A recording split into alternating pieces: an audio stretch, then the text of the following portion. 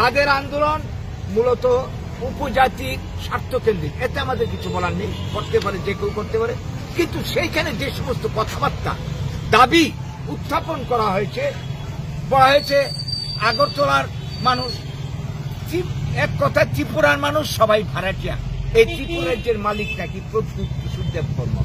কি করে এই কথাটা তিনি বলতে পারলেন? তিনি রাজ পরিবারের মানুষ। রাজতন্ত্রের যুগ অনেক আগেই চলে গেছে।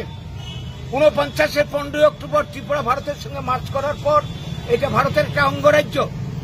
এই অঙ্গরাজ্যে তিনি আমাদের মতো একজন নাগরিক।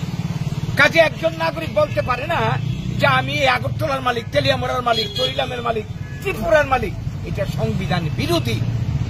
তাহলে আমরা কারা? উনি বলছেন আমরা নাকি ভাড়াটিয়া। এটা তিনি কি করে বলতে পারলেন? এত বড় স্পর্ধা তিনি থেকে পেলেন।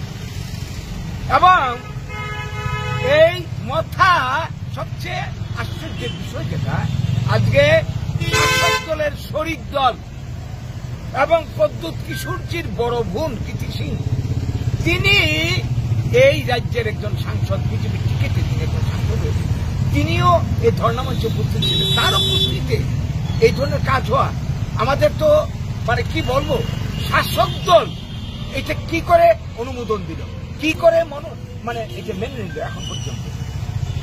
কাজেই আমরা মনে করি এটা শুধুমাত্র আগরতলাবাসীকে অপমান করা, ত্রিপুরাবাসীকে অপমান করা, বাঙালিকে অপমান করা নয়, ওটা রাজ্যবাসীকে অপমান করা, সংবিধানকে অপমান করা, ভারতের সংবিধানকে।